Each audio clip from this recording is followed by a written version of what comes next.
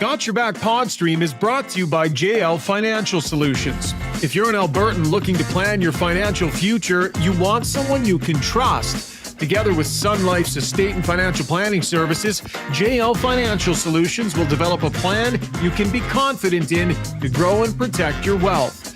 Give Jonathan Lambert and his team a call at 780-733-0910.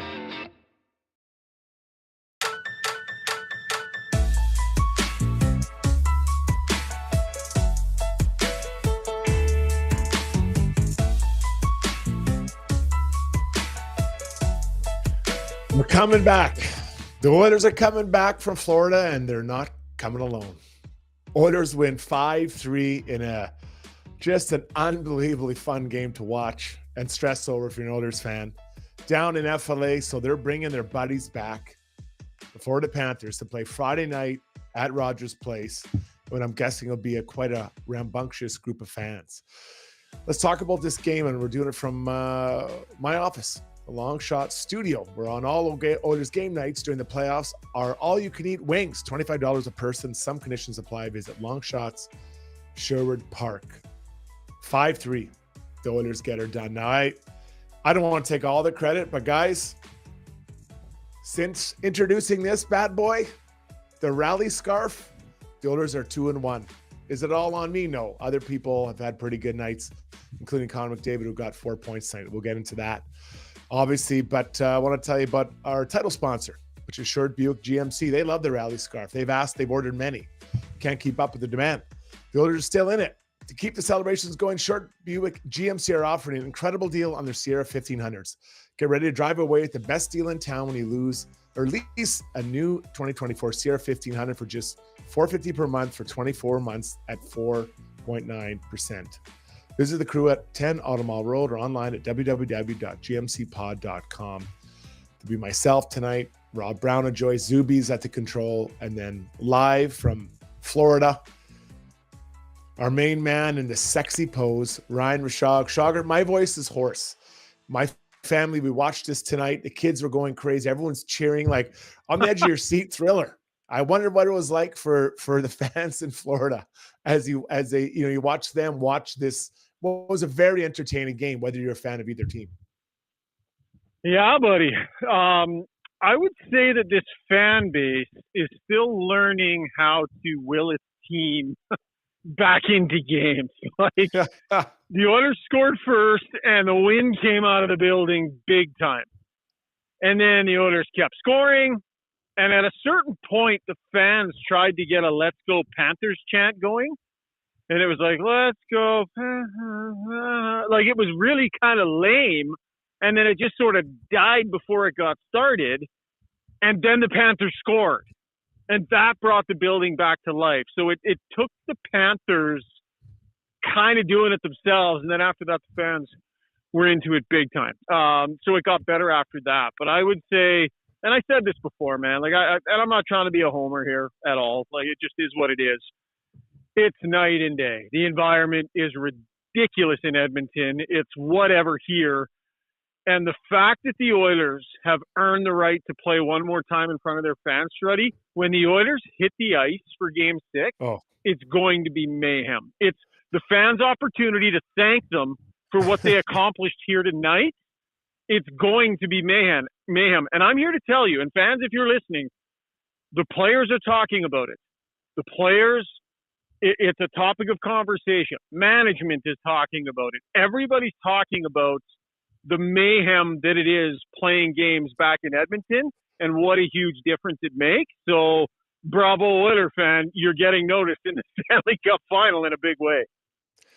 It's incredible. It is so much fun. And it's just so much fun to see it. And they get one more game at home. Now, do they get a Game 7? We'll figure that out later. But right now, they get one more game at home, which is what the Oilers fans want, and the Oilers wanted as well.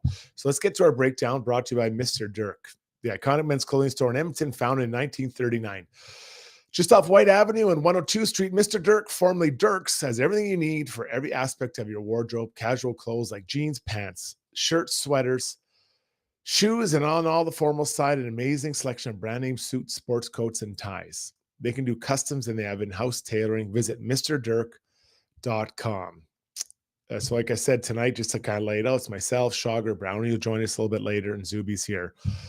But the guy that was been here the last 2 games, and I think we talked about him quite a bit after last game, but Connor McDavid, 4 points, 2 goals, 2 assists. He was everywhere on the ice. And when I say that, he was literally everywhere, played almost 25 minutes. I believe he was, if not the highest player, he was second highest, I believe, for both teams after his friend Evan Bouchard, who only got 3 assists tonight. So Shogger, 97 he was everywhere out there doing everything for everyone. That was one of the greatest performances I've seen in a playoff game, especially elimination game, buddy. Yeah. Well, and fans aren't going to care about this, and neither is Connor McDavid, but he just won himself the Conn Smythe Trophy. Like, it doesn't matter what happens in Game 6. Connor McDavid's winning the Conn Smythe Trophy now. 8 points in a couple of games, approaching all-time status in terms of overall points. So I know other fans don't care about that and don't want to talk about that now, but I'm here to tell you, I mean, unless Bob pitches a 75-save shutout in Game 6, I think that's what we've just witnessed here with Connor McDavid. But Struds, where I want to start with him in his performance tonight is in the second period. That second period, man, when the Florida Panthers started pushing, every time the Panthers pushed, McDavid found a way to counterpunch. McDavid found a way to get something done. So he sets up Evan Bouchard for the big clapper there. We saw that. Ends up scoring the 3-0 goal, getting it to go through Bobrovsky. And again, when the Panthers are counterpunching, it ends up setting Corey Perry up on a shift. Like that rush up ice, he was exhausted coming up the ice on that rush and still makes an all-world play to beat players and set up Corey Perry, Strud. So, I mean, and then when Florida came back again, he was the one that ended up getting more momentum back by drawing the penalty. And at both ends of the ice, defensive plays, but that second period in particular, buddy, was an all-timer from Connor McDavid. I think he had his goal and 2 assists in that period. It was phenomenal. So there's so much we can talk about with Connor, and that play where he skated through a few, or navigated, I think the word he used, through the Florida Panthers, and then pass over to Perry. It was such a smart play by Perry, and that's why he's in there. You know, at times we're on the stream, why is Perry playing, whatever. He comes on the ice, he skates as fast as his older legs will take him right to the blue paint, knowing that Connor would see him, and he just tapped that thing in. Like that is veteran hockey. You go to the blue paint when your buddies go in the blue paint with the puck, and you can see it. He's literally on the board, steps off as fast as he can, right there, boom, taps it in. That's why Corey Perry's in the lineup. Struds, I got something interesting to tell you about that goal, and this is courtesy of Chris Johnson, who I just finished doing a hit on SportsCenter with. Okay. So Corey Perry was not supposed to step on the ice in that moment. Darnell Nurse, because the second power play unit has 2 defensemen, right? Okay. So the first change up front to the extra forward is the defenseman who's supposed to hop over. Darnell Nurse recognized on the bench that McDavid was rushing the puck up ice. He yelled down the bench for a forward to go instead, so Perry hopped over and was able to join that rush.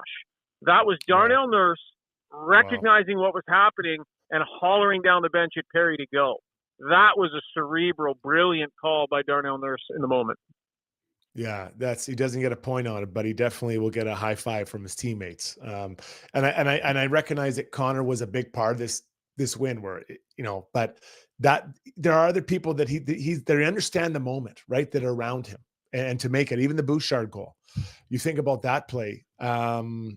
He finds a way to find a hole through, right? Now, I guess it wasn't his goal, but it all, went off Hyman.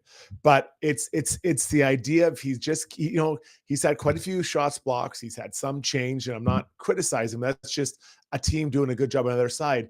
But he keeps shooting, keeps firing the puck at the net. And, actually tonight he even have a shot on goal. But he creates a goal because of his continuous belief in himself to get those pucks to the net, and obviously with his teammates trying to find him on that power play. Yeah, and the power play waking up here, buddy, is a huge story for this series moving forward because so the Oilers managed to stay alive last game, but there were still significant elements of their game that had yet to come to life, and the power play was chief among those topics, right? To get the power play going, which for it to get going the way it did tonight is massive. It's a big swing, but to your point. Evan Bouchard, just checks in offensively here in a big way, making a great skilled play. There was some talk about him maybe getting a little bit tired and starting to look a little bit tired. Like 26-14 he ends up playing tonight. And I thought he had a really, really strong game. Now, there were some giveaways and stuff, but you know what? There was throughout the decor. Like, the Oilers bent tonight. They definitely bent. But the fact that the special teams swing was as significant as it was tonight, Struds, and we'll talk about the goaltending after, but the special team swing in this series for it to have swung as hard Edmonton's way as it has on both fronts is really something moving forward here. Well, to start the game, you need to talk about the penalty kill and then the goal by Conor Brown. And let's just set up, for those that aren't familiar with Conor Brown, he signed here on a contract. It's bonus laden for next year, and he could not find his legs. It took him, I remember Connor and Leon said, you got to be patient with this guy. Well, Oilers fans, okay, a month, 2 months, Christmas, the new year, going on and on. He kind of, you could see it maybe towards the end of the year, but he is not even close to the player tonight that he was in game 82. He is at another level. He is arguably one of the Oilers' best players the last 2 games. That includes some pretty high-level elite players. And for him to score that shorty, like early in the year, he would have had that and might have, just carried it into the corner. But fakes Bobrovsky, takes it to his backhand, waits, tucks it in. Like, that is a massive goal. Massive goal by Conor Brown on the shorthanded. And it probably took a little bit of juice out of Florida, who's like, hey, we're going to come out and win this game tonight. It was humongous goal. Yeah. And Conor Brown, who was criticized by everybody, had another huge night tonight. Huge night for Conor Brown. Yeah. And Conor Brown, he deserved a lot of the criticism that came his way this year, right? He didn't produce, and he struggled. And I don't think that the narrative was unfair at all for Conor Brown. But I think in the big picture, when you listen to him talk about it now, he missed an entire season. And we can all assume that, okay, you'll bounce back, have a good summer, and it's just like any other year. Now you're going to pick up where everyone else left off to, and you're good to go. Well, that's just not the way it went for Conor Brown. It's just not. And he's talked about how it's taken him until now to really find his legs. And Struds, it's all in his legs. Like the motor has always been there. The work ethic and the willingness has always been there. But his legs have more in them now than they have all year long. And it's crazy to think that he was healthy scratched in these playoffs. When you look at the way he's playing and what he's contributing, the idea that this guy would have ever been in and out of the lineup, but that's just how much his game has come around. So, to your point, so Chris Knobloch put the line together featuring Conor Brown, your boy, Adam Henrique, and Matthias Janmark, right? Put that line together. They're now starting every game. They start the game tonight. They have a scoring chance 10 seconds in. How much do you think that makes the bench kind of take a breath and go, whoa, we're playing at the right end of the ice? And then Conor Brown with a brilliant penalty kill. The Oilers are doing such a good job of trying to funnel everything down, and not allow the seam pass. Brown with a brilliant stick, and then those great feet got going that are so different now than they were before.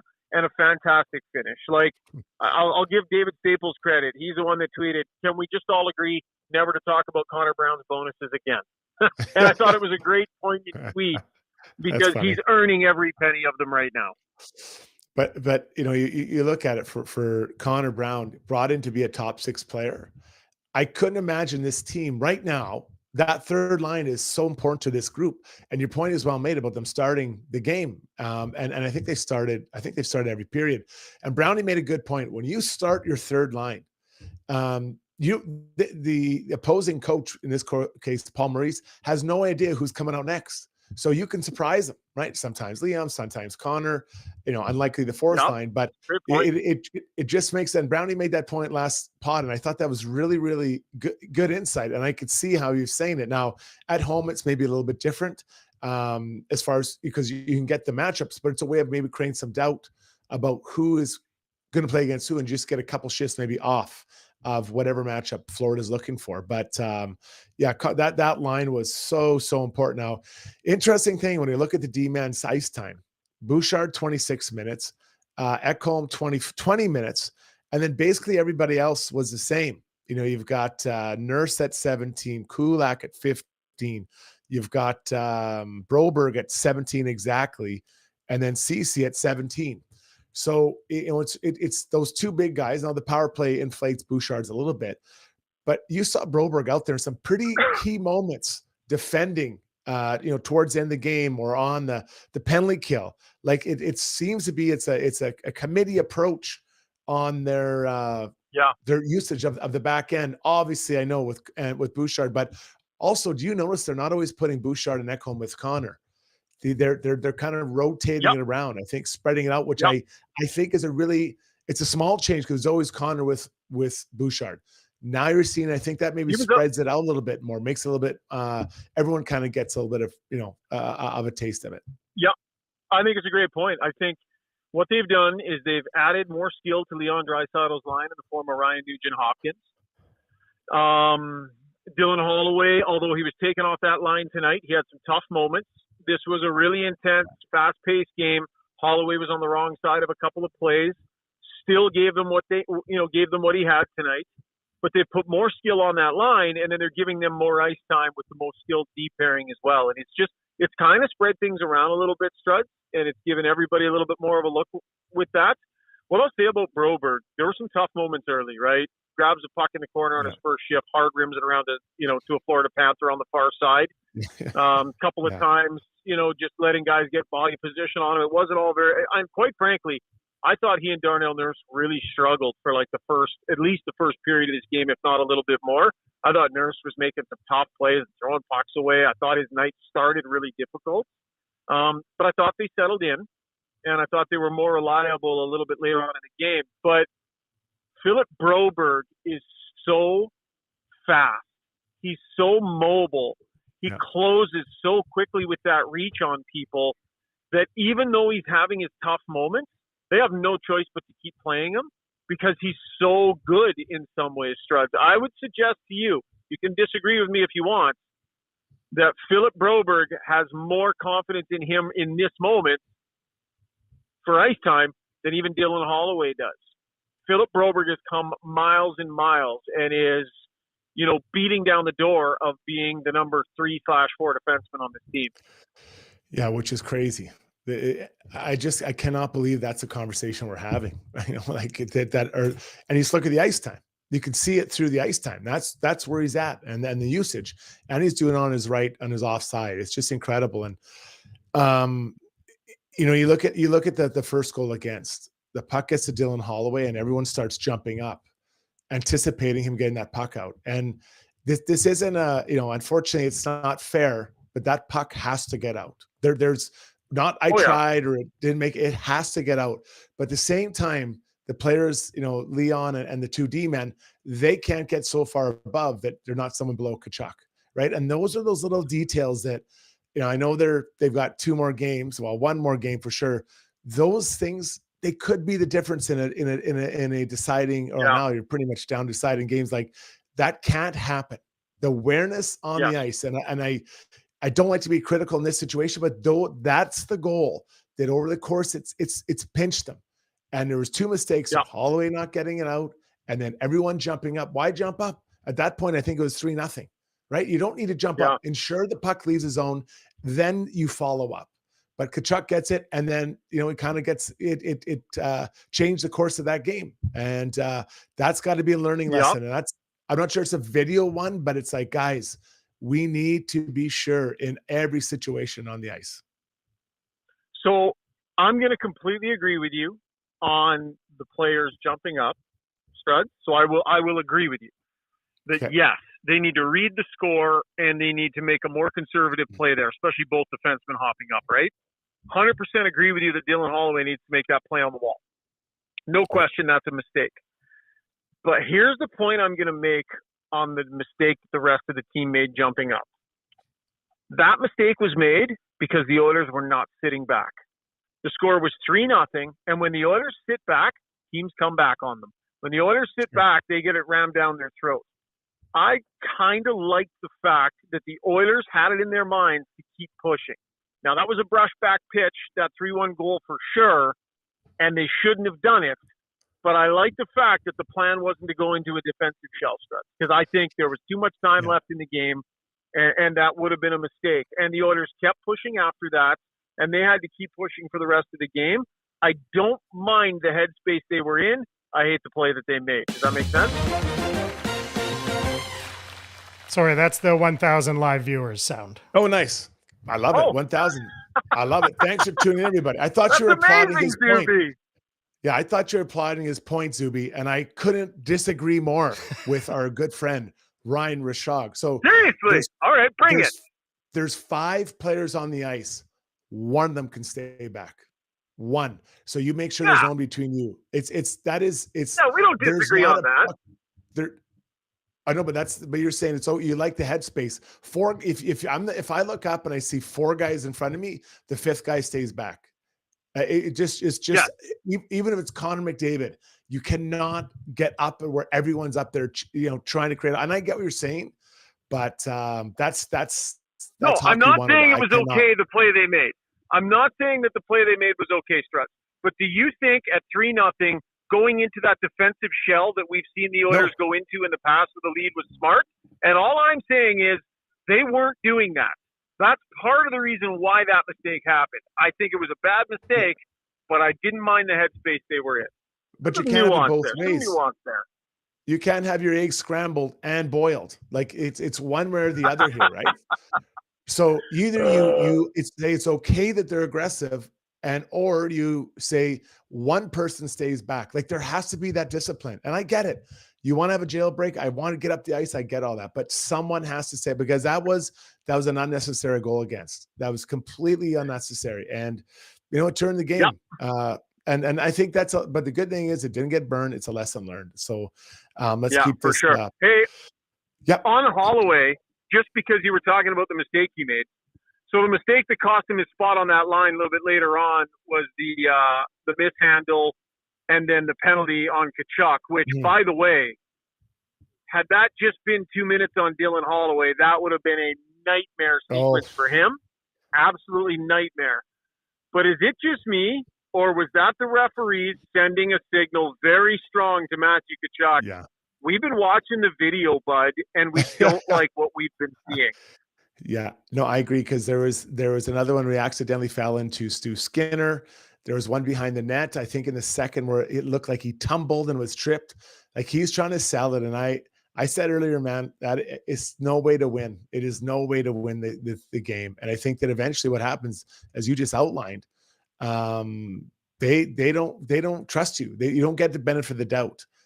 And that's a dangerous space to be in. If you're not getting the benefit of the doubt anymore, when it is actually one, they'll be like, no, he dived or dove, I guess, to say it in English.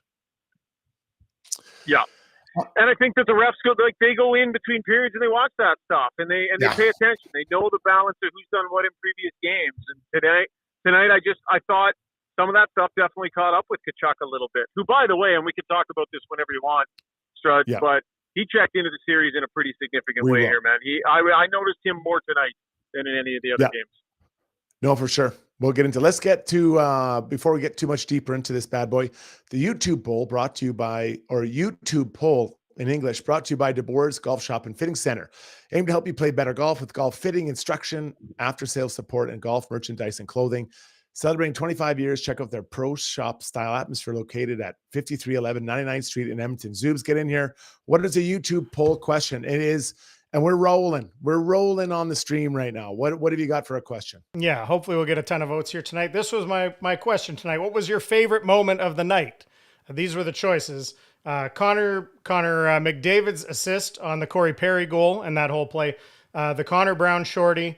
Tkachuk called for embellishment. The fourth option was Bill Zito chucking stuff. Those were the four. I don't know if Ryan, I don't know if you saw in the broadcast, Bill Zito was had a big hard throw of a water bottle or a cell phone or something in after the empty net goal went in. So people have been chatting about that too. So that was the fourth choice. So I didn't see. it was pretty funny. He was very upset. He launched it. All right. Absolutely launched it. Anyway, so yeah. I'm going with the Conor Brown goal. It got the Oilers off to the right start, and you saw Kulak's reaction in the box. You know, it was so incredible. Shogger, you got one you like? Yeah, I think that one. I think that one too probably works for me. And I'm curious to see what people think. It's hard when you're not watching the broadcast too, because some of that stuff it resonates a lot better on television. So I'll kind of take your guys' word for it. Hey Zuby, by the way. So a lot of fun being made about that profile pic of me, and understandably so. It's kind of goofy. Tony Brar snapped a picture of me today without me knowing and sent it to me. There we go. And it's even more kind of, I don't know, wiener-ish, I guess. I see. So I sent it to you, Zuby. You can put it up. I give you permission to put it up tonight if you want for everyone to make fun of, because I said to Tony, like, I don't even know what to do with a picture like this. Like, I feel like some people might tweet it, some people might, but I'm like, let's just put it on the stream and let people make fun of it. Yeah, I love it. Hopefully I can work it in here when I have a minute to bring it up for the new shot. By the way, on the poll, we won't get too deep into the results. I loved Connor. I mean, just for Connor McDavid to make that play in the Stanley Cup final, back against the wall Stanley Cup final game. That was incredible. But I'm surprised at the early low number for the Tkachuk embellishment, because I don't know. I thought Oiler fans would actually, I thought they'd be all over that. I thought they'd be loving that, but it's trailing behind right now. But yeah. I had a sponsor who shall remain unnamed text me and was like, I don't like complaining about the refs, but what's with that non-call on Tkachuk in the goaltender? He was mad. And then Tkachuk got the embellishment, and he was like, okay, yeah. It all evens out. That's the thing. Over the course of time, it evens out. Truly. I love it. If you're on the stream, take a second and hit the thumbs up button. You find it right underneath, now my beautiful picture. So hit that thumbs up button. Yeah, tell a friend. We love, and we got a great numbers. We'll try to get to all your or a bunch of the thoughts later on the show. They ask us anything, but let's get to the Weiss Johnson Soundbox, brought to you by our good buddies at Weiss Johnson. Dennis and the team at Weiss Johnson are giving away a free 16-SEER air conditioner when the Oilers win the Cup. Enter now at weissjohnson.com today.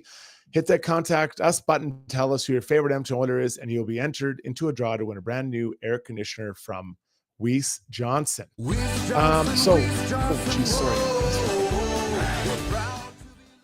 Such a good one. So let's just, obviously Connor's a big story here. Let's talk about get Corey Perry's thought on his goal and what 97 did to get him in that position. I watched him go through 3 guys and pass it over me.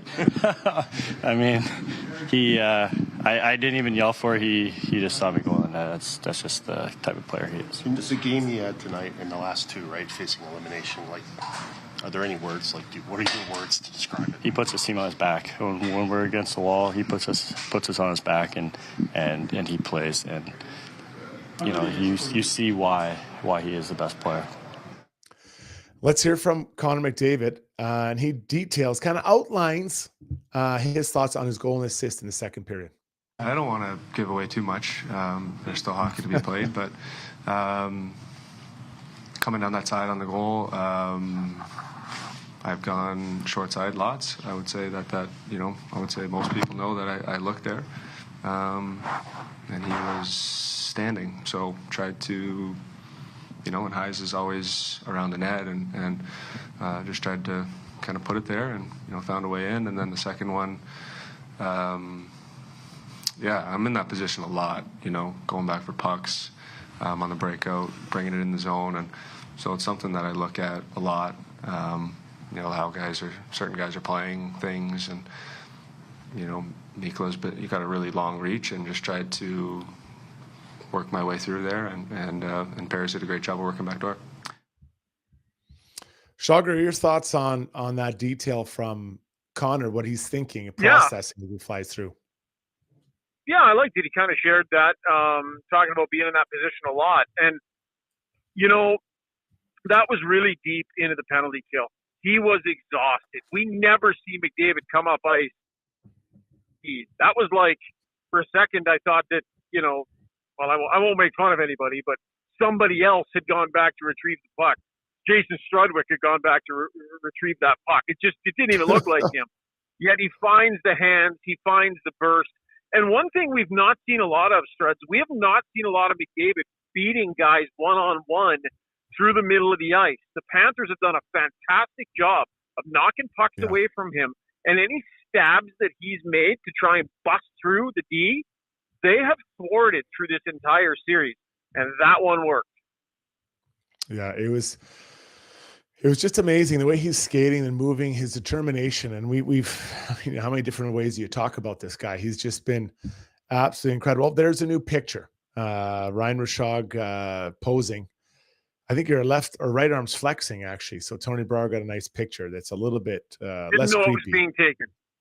I did not know it was being taken. I think you're flexing. Glamour shot. With the foot up. That's the part. The arm's looking good. Yeah, you look Is the arm looking good? The suit coat looks tight on the arm. I hit the gym today with arms today, Strut. Maybe that's what's happening. Hope you're stretching your back as well. Okay, let's slip into a lot of things to get into here as far as takeaway from this game. There's a couple items I want to get to. So let's get to takeaways. Did you want to do Relentless player? Well, you can do whatever order you want. Do you want to do Relentless right now?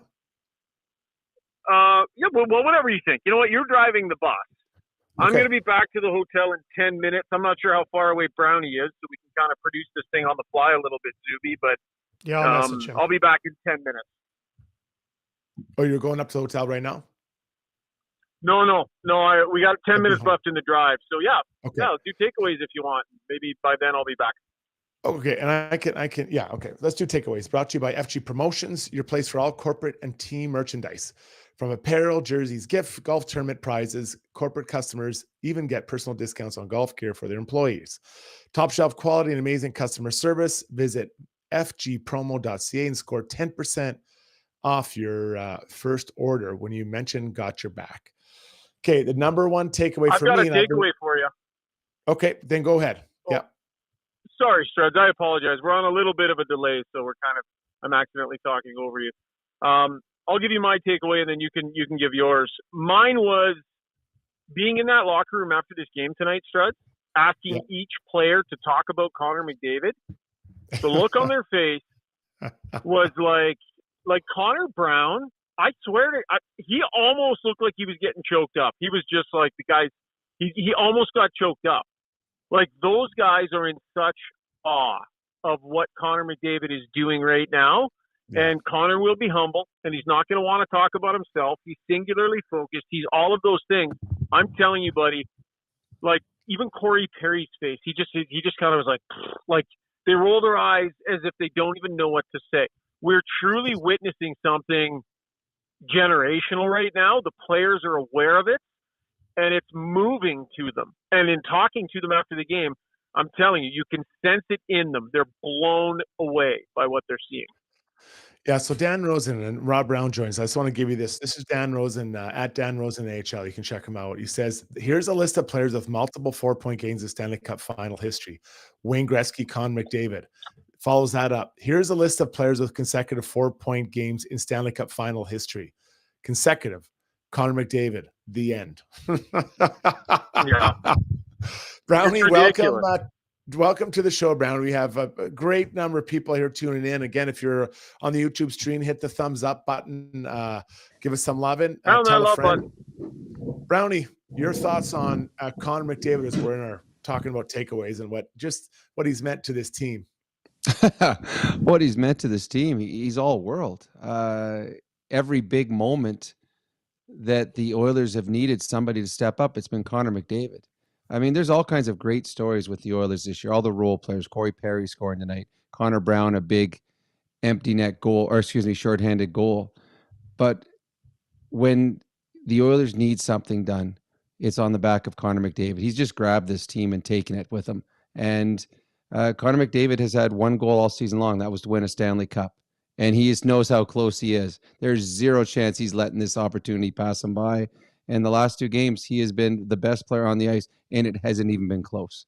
Yeah, it's been just amazing what he's accomplished. And we've talked about Connor. I want to talk about the other side of the equation.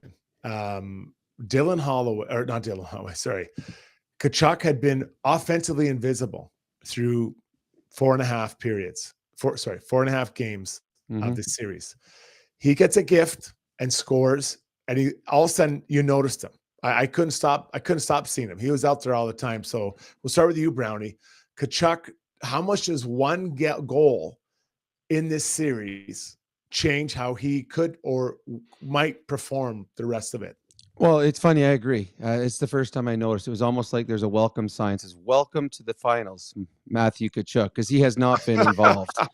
So when you're an offensive player, you're counted on to produce. And when things aren't going in for you, even the greatest have confidence issues. And I'm sure that's the biggest moment for Tkachuk. I mean, there's a Stanley Cup opportunity. He's the big signing in Florida, going to Florida, and last year he's injured. The expectations of what he could accomplish here were probably huge, and they didn't go his way. And you're right. He finally got a break. He got a chance, and he buried it. And then from that moment on, he was by far the best Florida Panther, and it wasn't even close. So I think that as Connor McDavid has now taken his team on his back, it looked like Matthew Tkachuk tried taking his on his back. I mean, the play he made at the very end, keeping that puck out of the net, it didn't work out. McDavid scored it afterwards. That was just incredible. Incredible. I was trying to tell some buddies. I said most players that dive knock the puck into the net. Yeah, like to be able to pull it off the goal line. So yeah, I thought Matthew Tkachuk was fantastic in this hockey game. Schauger? The only thing that would have made that more of a Matthew Tkachuk play is if he'd have thought to just make sure the net came off. Because then they'd have had a whistle, and it would have been in their own end, but there'd be 20 seconds on the clock with a chip and a chair and a chance. But he went barreling in there, and it almost came off. A tiny little shove by him, Strud, and that would have changed the calculus because McDavid scored immediately after that incredible play. See, I think you try to keep the net on purpose. I think that if you knock the net off, it's a face-off. Now it's 50-50 whether you even get the puck. So I think he's keeping it out. I think there's a better chance of creating something off of a broken play. And he has no idea where the puck's going when he keeps it off when he knocks it out. So he doesn't know if his player's getting it. But to me, I would think as a player, I would try to keep the net on because I don't want a 50-50 play. Because if you lose the face-off, the game is over. And you can't, you don't have your goalie out there. So now it's 5 versus 5. Whereas where you would now, if you keep the net on, you still have the advantage because you have your goalie out of the net. So I think he tries to keep it on purpose.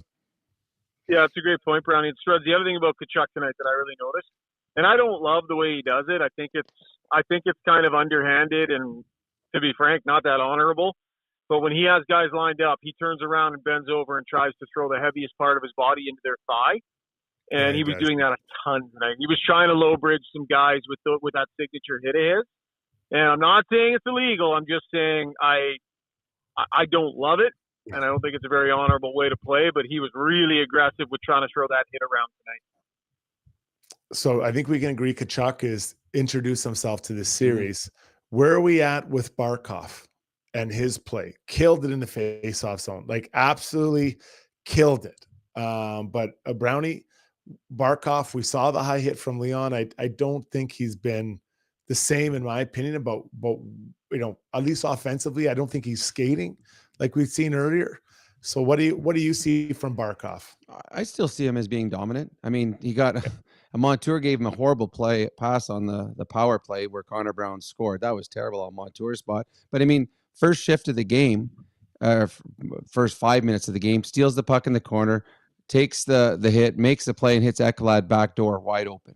I mean, that was a great play by Barkov that could have changed the complexion of this hockey game, but a fantastic save by Skinner. I think he's been fine. I really do. I think he's been one. He and Rodriguez have been the two most consistent players, I think, for the Florida Panthers in this series. I think there's other players you haven't noticed as much, but I think Barkov, he looks fine. Maybe the hit affected him a little bit, but I do believe he's still been his dominant self in this series, and will have to be if the Florida Panthers want to win that final game. Shoggy, your thoughts on Barkov? And Struds, I'm definitely interested in your thoughts on him. But what I'll add in quickly here, a couple of things. One, the Florida power play has to get going. It does. Because if the Oilers power play is going to be, and Barkov's a huge part of that, and I agree with you, he got handed a bad pass tonight, but if you guys recall, he was the one that lost Janmark on the shorthanded goal last game that got things going for the Oilers, right? That was his power play, that number one power play unit that is getting torn to shreds by the Oilers penalty kill. It's his responsibility. He's a big part of figuring that out. Just like it was McDavid and Draisaitl to figure out theirs, he needs to figure out that power play. Their power play needs to check into this series. Never mind giving up shorthanded goals and him being part of the mistakes, at least last game, that were made shorthanded. Brownie, my thought on what Florida's trying to do to beat the Oilers' power play is I think they're trying to spread it out. At times, I see them in the four corners of the offensive zone, just to open these up and try to go up, over, and down, then get the Oilers kind of running and spread them out a bit. Now, the Oilers are being pretty, I feel, pretty disciplined in staying where they need to, not chasing out. But are you seeing that? If so, is that one way of breaking down that type of pressure? Well, it is. The further you're apart, the harder it is for the defenders to get to you. And the Oilers are very, very aggressive, but when they're aggressive, if the puck goes from one boards to the far boards, you're not going to be able to get there in time. The problem, Florida has gotten the puck in some distance, but they're not shooting. To me, I put pucks on net. You've got Matthew Tkachuk, who you may hate him in Edmonton oil country, but he's effective in front of the net. They're not putting any pucks on net. They're not forcing Skinner to make saves. They're not forcing. I mean, we talk it about all the time with the Oilers, with Bouchard on the back end, get pucks on net, create chaos. The Panthers aren't doing it at all. They're keeping the puck on the boards too much, and that's where you're a killer, Struts. That's where you want it. Okay, you hang out there. Keep it on the boards. Keep throwing it behind the net. They're just. I think they're frazzled. I really do. They struggle to get into the zone, then they finally get in there, and it's like, oh, now what are we going to do? We haven't been in here in a long time. But I know that you were giving a ton of credit to the Panthers penalty killing when the Oilers power play wasn't scoring. I'm going to do the same thing with the Oilers penalty killing. I think it's just their penalty killing has been so good against the Florida Panthers, and the Florida Panthers just haven't had an answer for it. Yeah, that's well said. But I mean, the last two games, I believe they're -2, aren't they? Yep. And that is a killer. Oh, absolute killer. Like it sucks the life out of, it gives so much energy to your role players if you're the Oilers, and then sucks so much juice out of your top players on the other team. It is, and I know that, how do you quantify that? Well, you got 2 losses the last 2 games, right? So I think that power play, and I believe Paul Maurice was asked post-game, he's like, we're going to figure it out. And you could tell he was frustrated. And it's going to be, I can't wait to see how this shakes down. Shug, are you close to the hotel, buddy? He's just headed upstairs right now. So he's out for a minute here, and we should have him back shortly. Okay, well, let's get into Relentless player, then we'll come back with him and Brownie Point. So the Relentless player is brought to you by our good buddies at You Can Youth Services, an Edmonton charity relentless in helping youth age 16 to 24 get out of harm's way and get employment. Visit youcan.ca to see how your donation can change lives right here in our community. And I don't think I've given this up to this guy very many times, but it would be embarrassing if I skipped him. Derek Ryan. No, just kidding. Connor McDavid. I just think tonight he was so good. He's been, the last 2 games. I shouldn't say that. Tonight he was tenacious. He was everywhere, Brownie, on the ice. And the captain in a knockout game on the road. I mean, what more do you want from your captain? Well, I agree. He was, mesmerizing. When he was on the ice, you couldn't keep your eyes off him. Yeah. He's willing his team to Game 6, and he'll will his team to Game 7. He's won every award possible. He wants one thing, a Stanley Cup. He realized how close he is. Going into tonight's game, he's only 3 wins away from a Stanley Cup. Yeah. After that performance, he's only 2 wins away from a Stanley Cup. He knows how close he is. He's never been this close before, and we never know. Will he ever get this close again? He ain't taking a night off. He's taking full advantage of this opportunity, and I agree. He was relentless. He was tenacious, and he was a big reason why the Edmonton Oilers won tonight's hockey game. Absolutely incredible. All right, we're going to just duck out quickly here. When we come back, we'll get into brownie points. But if you're watching on the stream, take a second, hit the thumbs up button. Hit the thumbs up button on our on just below myself, and let's get that thing pumped up. We love everyone who's joining us, and obviously the votes are crazy number of votes tonight. So just to help you out, if this makes a difference, there's the scarf, the Rally Scarfs 2 in 1. Just for that, hit the thumbs up button. We'll come back with next. The fastest growing male grooming company on the planet just got even better. Backscape 2.0 with a revolutionary friction fit handle makes the razor easy to pop in and out to shave not only your back, but anywhere on your body. And those hard to reach spots just got even easier with the new ergonomic design. Backscape's new titanium shave head makes for a smoother, more comfortable shave that respects your skin. Backscape 2.0. Stay smooth, gentlemen. On paper, my life looks exciting. In reality, not so much. Every day it's same old, same old. Clock in, clock out. Then I discovered Play Alberta. I can play casino games anytime. Bet on any game. And buy lottery tickets anywhere in Alberta. I think my spleen is ruptured.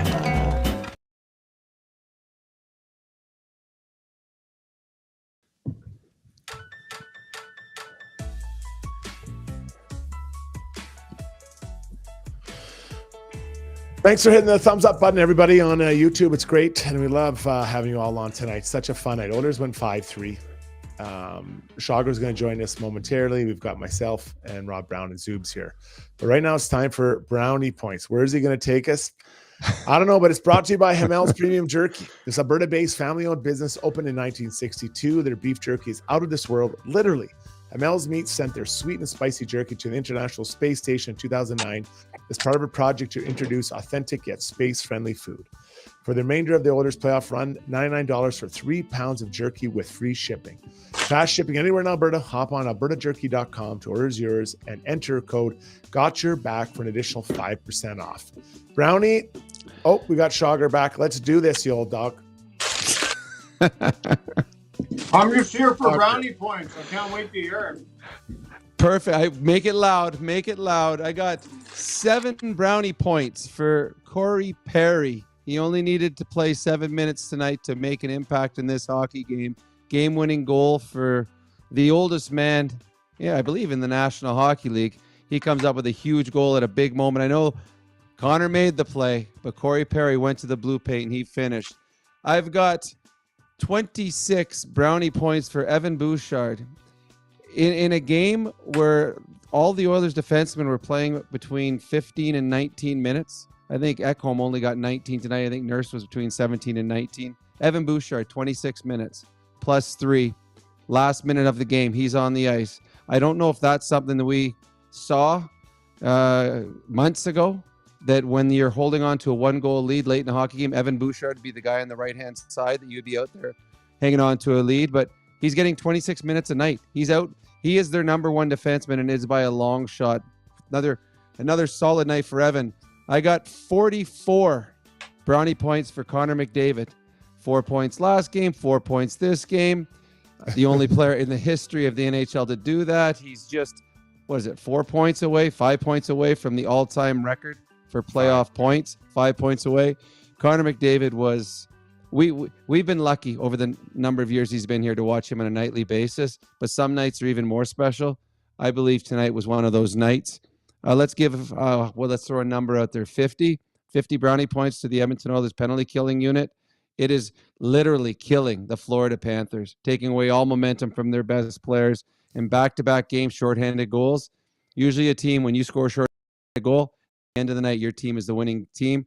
The Oilers really, you won a 1-goal game tonight. They scored a shorthanded goal. And finally, I've got 1,000 brownie points to the lime green rally scarf that is now 2-1 in the playoffs. There it is, ladies and gentlemen. 1,000 brownie points to that beautiful piece of art. Just for that, you might be the owner of this come next winter when I finish it. I better take some off. It's too long for you. You know, and just to piggyback your point about the penalty kill, I can't stress, and we've talked about it before, but the role players on the Oilers are so empowered by taking this on, and you know, the third line, they're all doing it. You know, Derek Ryan, you know, Heinz Fogel, McLeod, all these guys. It's so important, and they're so empowered when you do this. It's just hugely important, and that subtle change by Knobloch was massive, taking Connor Leon off it and empowering this group because they get octane out of it. Just like the top players get octane out of the power play, these guys are getting juice out of this penalty kill. Well, and the pride they have in it. It's something like at the end of the game, like there's a special high five between the penalty killers, not only because they've been empowered, but because they are making a difference. And I said it, and I've repeated it a number of times. I said it during the 16-game winning streak, and I've said it during the playoffs. Outside of Connor McDavid, the biggest reason the Edmonton Oilers are 2 wins away from winning a Stanley Cup, in my eyes, is their penalty killing. It's been that good. It's been that game-changing. And the last 2 games are a great indication. They're starting games off with shorthanded goals. So the penalty killing unit, and I agree with you 100%. Chris Knobloch made a little subtle change, gave those players a role, a defined role, and they have run with it. Fantastic brownie points. Let's slip into now something that's a little bit different world. I mean, it's time for Studies World, brought to you by Shipwreck Rum. The Brindley family has been handcrafting their rum on the Caribbean island of St. Kitts for decades now. Their Shipwreck Vanilla Run, which I had some this evening, is blended with natural Madagascar vanilla, which gives it an incredible smoothness, and it sure does. Take one sip and you'll agree. It truly is vacation in a bottle. Get Shipwrecked. Oilers fans, available at your local liquor retailer. Please enjoy it responsibly. Oh, thank you for that. Go Struddy, a very nice comment. So I got to get into this idea of, you know, there's a lot of people are saying that Florida, and it's misguided, that the Panthers were being cocky by flying their family in for game 4 here, and that's resulted in some bad karma for them. My understanding that the players that I know of that have been in a winning situation or a possible clinching Stanley Cup, and even before that, families would fly to wherever, right? You're gonna, just imagine if your son or daughter, your aunt and uncle were going to play for the Stanley Cup, would you want to go watch them play? Of course you'd want to go watch them play. So teams usually arrange it. They get a second plane and they fly.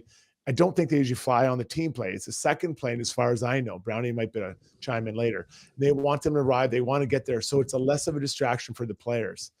That's organized for them. It's easy. Then they find them hotels and all that stuff and figure it out. But I've heard it from so many people. I've got so many texts, even tweets. This is karma. It's not bad karma. This is what you do. So, you know, let's assume that the Oilers are able to take this to Game 7. I'm guessing there'll be a flight full of fans from the Oilers as far as family members going there. So, Brownie, I'm not sure what your experience with this was, but that is my understanding of it. Again, I never was in it. Well, it's funny. I asked this because on Game 4, I was walking into Rogers and 3 buses pulled up, and all of these Florida Panther fans came out. And I was looking at it, okay, this is, okay, I get it. And I walked over to a group of them. I said, hey, just curious, is this a family and friends bus? He says, yes, we are. Did you guys all just charter in? Yes, we all chartered in to see the game. And so on our show that night, John Shannon, who's been around with the National Hockey League forever, I asked him, I said, is this something that is planned out by teams, NHL involved? How do they get tickets? And he said that at the beginning of the series, both teams will talk to the opposition, said, okay, in case one of us is going to win in your rink, can we have tickets set aside? Can we do this? both teams would have plans in places. Now, the players wouldn't be involved with these plans. This would be every team has a PR guy. They would take care of who's going where, what's going on. But if the Edmonton Oilers were up 3-0 and were going into Florida, their friends and families would have been there as well. And I would imagine if this makes it to Game 7, there will be a plane full of Oiler family members and friends that will be flying there. That's just, if you win a championship, the first people you want to celebrate with is with your teammates, but very quickly you want to celebrate with your family. So both teams will make sure that if they win the Stanley Cup, their family will be available with them at the arena to be able to be on the ice and celebrate with them. So I'm with you. This has nothing to do with karma. If the Oilers were in the same position, their family would have been in Florida. Yeah. No, pretty awesome. Now, Shog, are you there, buddy? Yeah. Sorry, I'm not sure the Wi-Fi in the hotel was garbage. I had to hop back on the phone, but I agree with everything Brownie said. Here's the thing. This is the organization being awesome, quite frankly. Yeah. Whether it's the Florida Panthers or the Edmonton Oilers, this is the organization's being awesome to the people who matter most to their players. So there's no room for criticism there. I get, it's the playoffs and people are looking for an edge and looking for all the karma, this and that. It's just sort of the way fans process this stuff. This is a nothing burger. This is the Florida Panthers actually being pretty awesome to their players' families, and the Oilers will return in kind. So let that one go, Oiler fans, and the tables might be turned here. And the families, I assume, Struds, will be bound their way back. And if you see some Florida Panther family members, I can tell you this. There was a round this year in the playoffs where some guests of the visiting Oilers were not treated very well, and it was ugly. And so what I would say is if you see Panther families in and around, then welcome them and high-five them, and let's show them the right way to be cordial.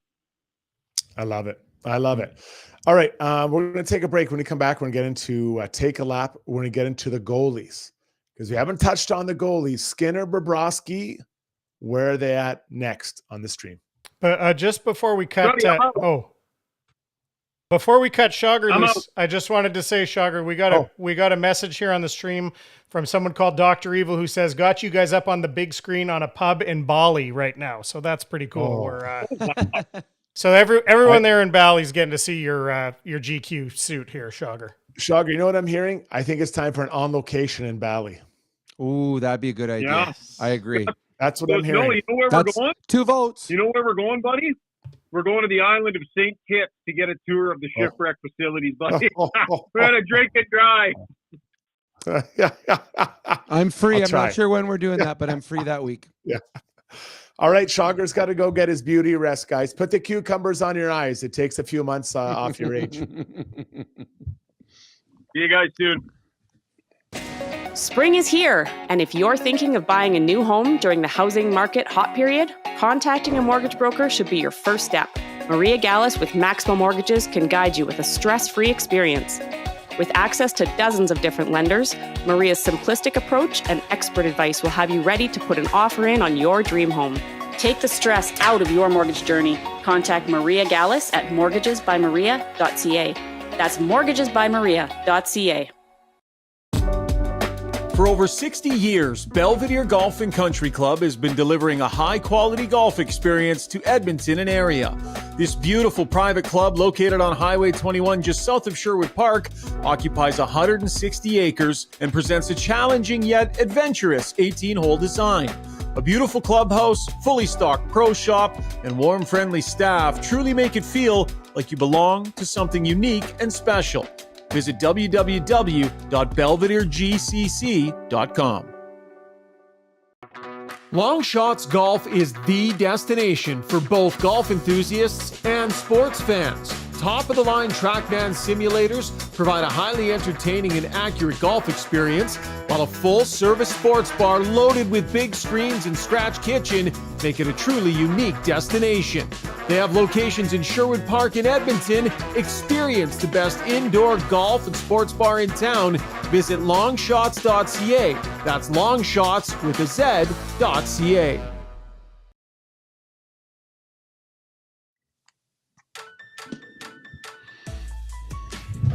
Time to take a lap with our good buddies from Backscape. The fastest growing male grooming company on the planet just got even better. Backscape 2.0, engineered for back shaving. The new friction fit handle allows you to effortlessly snap the shaver in and out to touch up the rest of your body. The new titanium shave head gives you a smoother, more comfortable shave that respects your skin. And for a Father's Day, 30% off the starter, advanced, and deluxe kits at backscape.com. Stay smooth, gentlemen. All right, let's talk some goalie action. So Stu Skinner out-duels Sergei Bobrovsky. And let's hear from Stu Skinner, Brownie, about the last 15 minutes and how he saw that play out in his head. Not too much is going through the mind, to be honest. You're just trying to, be in the moment and make the plays when you have to. There's obviously some nerves. I think on both sides, everyone was probably feeling it. The way that we were able to play and kind of finish it out, we were just getting pucks in deep. We were playing a very simple game, and I think that was really important for us. Even though that they got a really big goal, after that, I felt like we shut it down pretty good. So that's a credit to the guys. Stu Skinner was a stud early, Brownie. Mm-hmm. Well, the save he made on Ekblad at the beginning of the game, that was huge. That's a Florida Panther team that was, they came out hard. They wanted to set the tone. They had the fans ready to explode. Barkov makes a nice play backdoor to Ekblad, and it looks like, okay, and then he dives out at it and kind of like lunges towards the puck. That's a huge save, and even Corey Perry talked about it after. He said that save there allowed us to find our legs and start going in the right direction. Who would have thought after game 2 of this series that the more confident goaltender in this series would be Stuart Skinner? And if you look at the two goalies right now, the way they're playing, the way they're holding themselves, I mean, Skinner in the first couple games, he just wasn't, he wasn't getting as many shots. And the guy at the other end of the rink was just dominant. And at the end of the night, you got like a 870 save percentage, and the guy in the other rink or other end's got a 970 save percentage. But here we are after game 5. I think we all as fans feel very confident in Stuart Skinner and Bobrovsky. There's, question marks for the first time. He let the 4 in. He made a nice save on Nugent Hopkins in the third period, partial breakaway. But there was one that Henrique threw at the net in the second that Bobrovsky looked like he was trying to push it into the corner and missed the puck. And then he actually had to make a save. It hit him in the pad. So, after game 2, I'm not sure we would have said that the goaltending battle is favoring the Edmonton Oilers, but it certainly has the last couple games. Just incredible.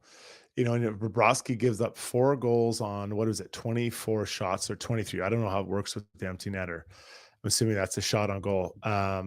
That's just incredible to see what's going on. And I saw a stat. I kind of tried to think of it on the stream, but someone said in games 4 to 7, Stu Skinner's 9-0. Mm-hmm. Like, that's mind blowing. That's mind blowing. That's what he's doing. And I think he is very confident. And I think his team is confident in him. And you hear Conor McDavid continuously repeating, we believe in Stu. We think this is what's going on with Stu. Now, the thing with Bobrovsky is this. Good players, as you said earlier, they will figure out, how, if you give them enough time, they'll figure out how to beat them. But good goalies are also figuring things out, and he might refine it, right? And so, did you ever a situation where, Brownie, you saw or played against a goalie that maybe adjusted his approach? I'm not talking about being a stand-up goalie from a butterfly, but you know where I'm getting at with this.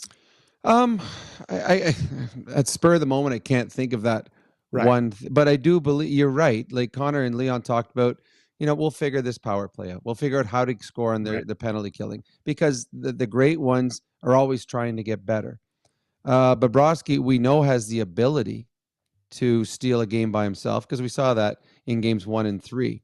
Right. I think that he doesn't need to be great 2 games in a row. He just needs to be great once in the final 2 games to give themselves the Stanley Cup. So I think he will have a good game in him. I do believe Stuart Skinner will have 2 good games in him. I think, to me, it's funny. My son sent a text tonight, Struds, Ben. First of all, he predicted the Conor Brown shorthanded goal, but he also said, Dad, if I didn't have so much invested interest in this game, being an Oiler fan, this might be one of the best games ever to watch, because the excitement level. But he says, I'm so anxious because I'm so nervous about what's going to happen.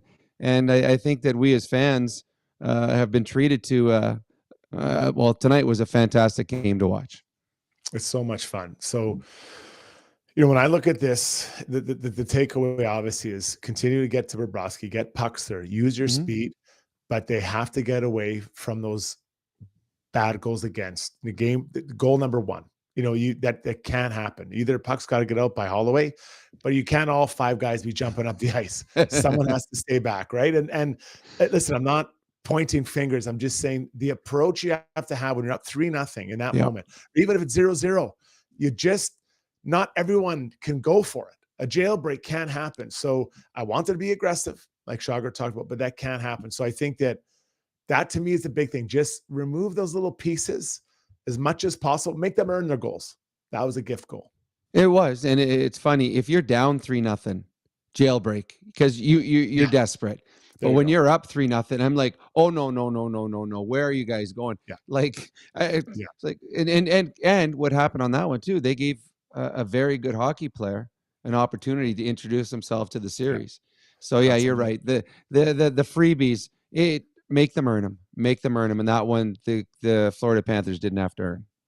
All right. It's time for all of you listeners, all on the YouTube, on the Twitter stream. We love hearing from you. And there's so many of you. Again, hit the thumbs up button if you're on the YouTube stream.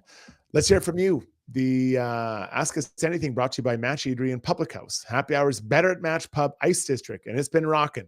Score 20% off appetizers, half-price wine, and other drink specials every day, 2 to 4 p.m. Located adjacent to Rogers Place in Grand Villa Casino, Edmonton. For more info, visit matchpub.com. Zoob, get in here, you old dog. Where are you going to take us tonight? I'm glad Brownie's sticking around because this late entry here from Got Your Back podcast, somehow I guess someone with access to our YouTube stream asked this question. Zuby, longtime fan of the pod here, does Brownie think 97 won the Conn Smythe Trophy tonight? I'll hang up and listen. So you missed it earlier on this show, Brownie. One of our hosts declared that he thinks Connor McDavid in these last 2 games has won the Conn Smythe Trophy, irregardless of what happens in the next 2 games. Your thoughts? Well, if the Oilers win, yes. I still have a hard time if the Florida Panthers win. Do you want it? If your team doesn't win, do you want it? No. Well, I remember, wasn't it Hextall that won it? And I remember them giving the award, and he did not look happy getting the award because the only award that Connor McDavid wants is the Stanley Cup. So he's had an incredible playoff. He has. He's been the best player in the playoffs. But to me, the award, it goes to the guy in the winning team. That's just the way I would do it. I don't think I'd want it. No. And if he does win it, I obviously he's played amazing and probably in the spirit of it, he probably does deserve it. But I'm not sure you want it if you lose. It feels like a really like a consolation prize, right? So I don't know. I don't think so. Zoop, where are you going next? I feel like you're just the answer to a trivia question if you win it when your team didn't win it. Yeah, fair. Yeah. Okay. This is interesting. You guys might have touched on this a little bit, but I'd like to hear Brownie chime in too. Martin D says, everything is awesome except what is wrong with Leon? A number of people have brought this up. This is the worst I've seen him play in a while. I wouldn't go that far personally, but he's not having the impact on the game. It doesn't seem right now the way he normally does. And lots of speculation about what injury or injuries might be bugging him. What are you guys seeing with Leon right now? Brownie. Yes. To me, Leon's the second best player in the world. In the last few games, he has not been as noticeable as we normally see Leon. Credit the Florida Panthers. But yeah, I've got no insider information whether or not he's hurt or not. But Leon has not been as good as he's got a very high bar. And I don't think he's been at the bar that he has set for himself in the last couple of games. Brownie, I'll make this statement. I don't think he can skate like we're used to. He seems to have no power to pull away or to attack. Like, I just don't see it. And again, it's not will. I mean, he's 2 games away from Stanley Cup. Yes. So this isn't being critical of what he's doing, but I just don't think he can skate and dig in and push, like we've maybe seen in the past. So that's my take on that one, Zoops. Okay. Chris R said, and again, I wouldn't go this far, but his words, anyone else notice how bad we are 4-on-4? And I wouldn't say that they're bad 4-on-4, but you kind of feel like 4-on-4 is going to be an advantage for the Oilers. And it hasn't seemed like that in the couple of instances we've seen in my recent memory. Do you guys tell me if I'm wrong? Well, I mean, Nugent Hopkins, the best shot or the best opportunity the Oilers had in the third period was a 4-on-4 play by Nugent Hopkins. That was a great play by Kulak. Wonderful play. What speed he got up there, and then to get the backhand pass over to Nugent Hopkins. I would have thought a 4-on-4 situation would greatly benefit the Oilers against any team because you have Connor and Leon. I do believe the Florida Panthers have played them well. But, I mean, tonight, again, the play that Nugent Hopkins had, that would have salted the game away. And that was 4-on-4. So the Oilers, Struds, are still being able to create. Just they're playing against a great team that has a Barkov or a Reinhardt or players that are really good as well. Yeah, they have really good players. And 4-on-4 is more chaotic because there's more space on the ice. Yes. Zoops, what's next, buddy? Noel Rinsky had, now I misread this when he sort of said it. He had a trivia question. He said, do you guys know which Oilers forward has not been on the ice for an even strength goal in this series? I actually thought it was going to be even strength or against, but do you know the one Oiler forward, according to his info, that has not been on the ice for an even strength goal? Do you have a guess? It's got to be someone on the fourth line. I would have guessed Derek Ryan, but yeah, me too. But with the question, it sounds like it's going to be someone that we shouldn't have, to be a little more famous. He's got Ryan Nugent Hopkins as the answer to that trivia question. If that's accurate, Noel's a good contributor on here. I didn't have time to research it. Does that say anything to you? Is that just an anomaly? What's your reaction to hearing that? Well, I do know that. Well, it can't be just. That must be a even strength goal 4 because Ryan Nugent Hopkins. Okay, yeah, because Ryan Nugent Hopkins was -1 in the 8-1 game. Yeah, so he was on for a goal against. It was goal 4. Yeah, and I think you'd like to see a little bit of offense off of Nugent's stick. Like they're scoring enough, but you would like to just another guy going, right? Because I thought he had some looks on the power play. Brownie, I thought he held it on a little bit too long because again, as a defender, it gives me a chance to get in your way, right? Yep. So I think when he lets it go quicker, and again, he's waiting to get it through, but that's what I'm seeing on the power play, at least, guys. The only thing I question on that or wonder on that is we're getting camera angles. Are they in the shooting lanes when Nugent Hopkins has the puck? Because maybe he's seeing them in the way. So that's the only thing. But there were a couple opportunities. I'm like, because we know the shot that he has. He's got that little wrist shot that is deadly. It's very slippery. So I'm guessing there's someone in the way. Having said that, you'd love more contributions from everybody. Yeah. But RNH is a huge part of the penalty killing that's been fantastic. So what he hasn't given you in offense, he's certainly given you in great defense on the PK. Okay, last one before we'll revisit the poll. J-Dub said, Broberg and Holloway were not great today despite their recent success. I hope they turn it around for next game. I mean, but you got to feel with those young guys, you got to feel pretty good about the fact that maybe they didn't have a great game. You still got a win out of it. What can they learn from and turn around for next game? And who else is maybe kind of got that do factor to have a big game in game 6? Go ahead, Struds.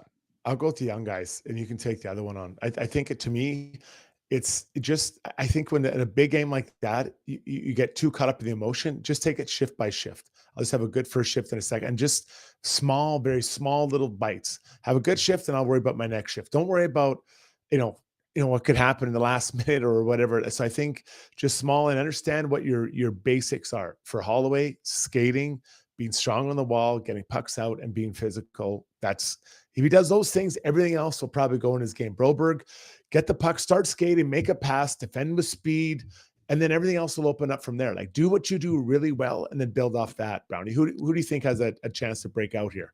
Well, to me, it's Leon. I think that the Edmonton Oilers are 2 wins away from a Stanley Cup, and they're second best player has not had a finals that you would expect. He only doesn't have to have a whole finals now. He just has to have 2 really good games, and the Edmonton Oilers are Stanley Cup champions. So for me, whether he's injured or not, he still has the ability to be impactful. So he's the guy I'm looking for. Let's take a look at the poll, and we had a ton of answers here, or a ton of responses. Zoop, so what do you got? We've had cumulatively, we've had over 3,000 viewers on the YouTube stream alone. Still 1,200 hanging in there with us tonight. Awesome numbers. We had 1,000 votes on the poll. Brownie, you can vote here too, but I'll give you the results. We asked, what was your favorite moment of the night? The Conor Brown shorty running away with it, 47% of the vote. Connor McDavid's assist on the Corey Perry goal, 35%. Bill Zito chucking stuff, 11%. And Matthew Tkachuk called for embellishment, only 4%. I thought that was going to draw a much bigger number, but those were the 4 choices. What was your favorite moment of the night, Brownie, of those 4? Well, the most impactful one, I believe, was the shorthanded goal. The most fun to watch was the Connor McDavid setup of Corey Perry. I just admire greatness, and that was greatness at its best. So to me, it would have been the McDavid setup of Corey Perry. Nice, buddy. So good. So good. So good. All right. Well, let's get to our play of the day, brought to you by Play Alberta. Final Favors is here. It's all about the Oilers. We're boosting your odds and enhancing your parlays on all playoff games. Every bet in any game enters you into a draw to win season seats for the 2024 hockey season, or 5 pairs of seats to 5 separate Oilers games to a 2024-25 season. Use promo code GYB50 when you deposit at playalberta.ca to receive a $50 free sports bet. Join the excitement and cheer on the Oilers. Let's bring it home. Bonus terms and conditions apply. All right, guys, this came in really early on. Tweet. I was showing off this incredible work of art here, the rally scarf that people are talking about. And Craig jumps in on Twitter, says, my wife is watching with me and is impressed with the rally scarf. Concerned how long it might be is getting. So she suggests you can make a few of them, sew them together, and make a rally blanket. Oh, I like that. Rally blanket. Hand it out. Cover the world with the rally blanket. All right. Well, Oilers win 5-3. Zoobs, any final words, buddy? Just are you going to be at Game 6, Struds? Because people were asking if you were going to bring the rally scarf to Game 6. I might have to bring it, and I think I'm going to go. Yeah, I think I'll be there. So we'll see what happens. Brownie, any final thoughts? Oh no, just keep having belief. We are now 2 wins away from a Stanley Cup. That's pretty cool. Just incredible. Thank you for Brownie, Rishaug, or Zoobs, all your contributions. And thank you for tuning in tonight on Twitter, on YouTube. Again, if you're on YouTube, give us a thumbs up. We love interacting with you, and we've loved this run. We have one more for sure. Friday night, we'll be here for you. Enjoy the game. Get some rest, everybody. I think we're going to need it. Talk to you soon.